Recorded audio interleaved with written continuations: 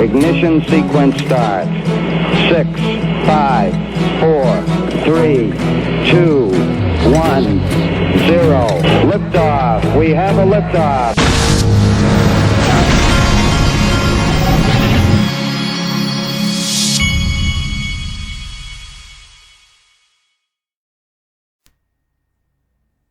Hey everybody, this is the Digital Asset Investor, and I'm having my afternoon coffee.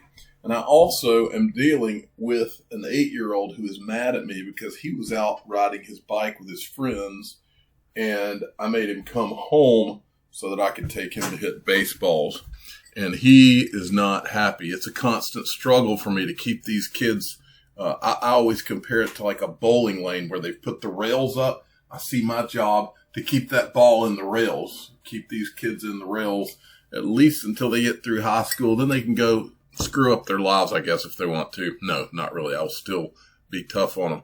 But anyway, so the market today, we've got it at 971 billion. So we're approaching getting back up there into that trillion mark. If you look, XRP and Stellar they keep on, and now Cardano, they all keep staying in that 30-cent range. I find that pretty interesting.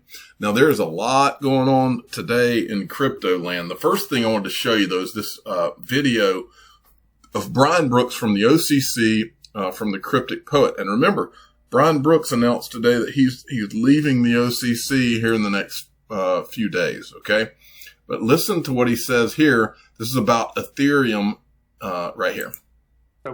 So let me just start by saying this was the second letter that we put out that touches on stablecoins. And I see this letter, which I kind of personally refer to as crypto letter number 3. I see it as less about stablecoins and more about banks connecting to networks. Okay, so we put out a letter months ago talking about banks supporting stablecoin projects by, among other things, holding reserve deposits and doing other things. That's fairly easy stuff. The much more interesting stuff is envisioning the future role of banks on blockchains. And what our most recent letter said was banks can connect as nodes on blockchains for the purpose of supporting and transacting payments. So if you think about it, the networks that are transacting these stablecoins are not their own separate networks. They tend to be the Ethereum network or the Algo network, or there are a number of other networks that some of these interoperable stablecoins are now able to connect to. And what we're saying is, hey, a bank can be, a staker on the Ethereum network, and in doing so, will then be able to transact and validate transactions that are, creating Ethereum tokens for them as a validator, while maintaining the network that is the network that stablecoins transact on. So it's a much more fundamental letter than just talking about stablecoins. But the point of that is to say, listen, we've already got banks that are maintaining payment networks. Think about the big banks that are part of the automated clearinghouse system. That's a small number of banks versus the Ethereum blockchain is maintained by millions of nodes.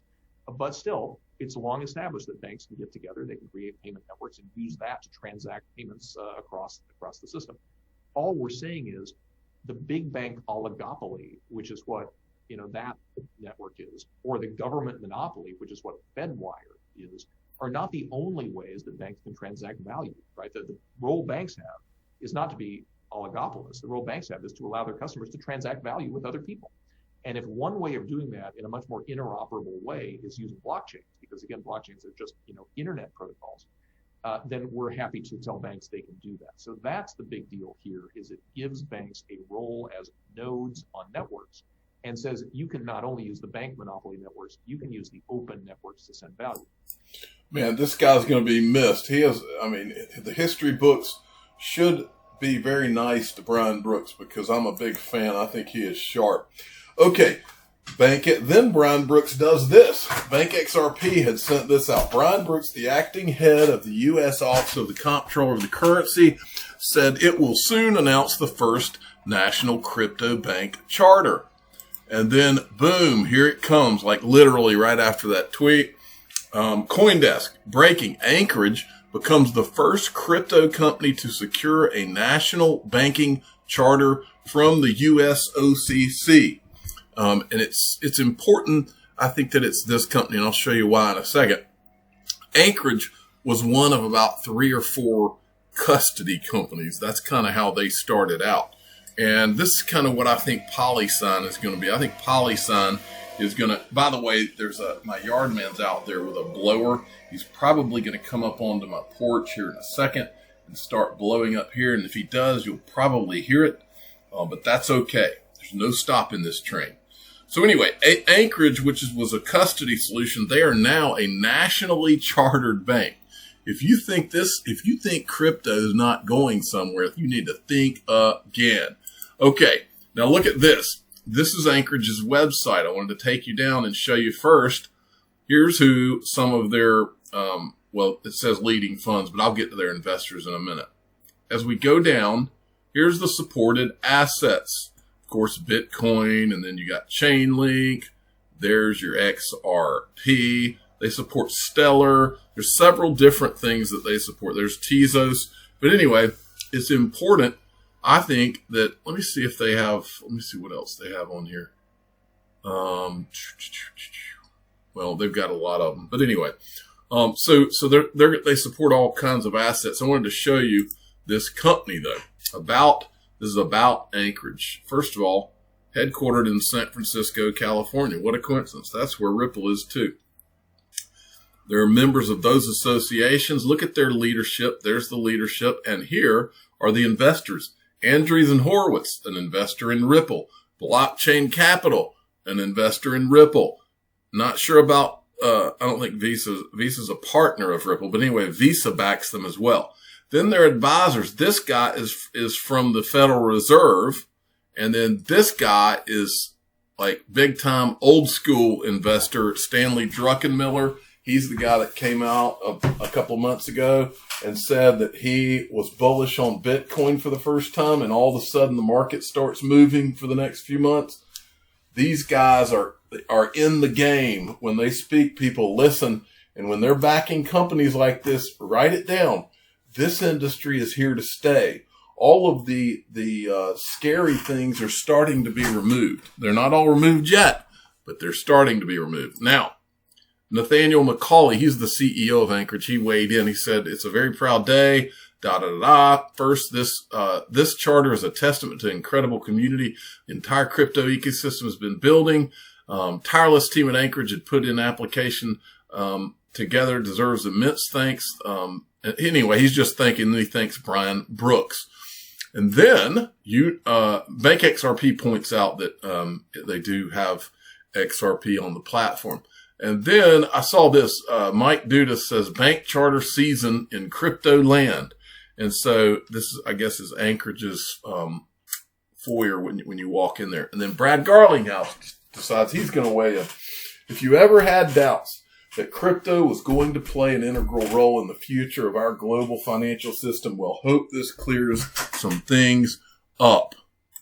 All right. Now, folks, there are things afoot in crypto land. This is something someone sent me from eToro.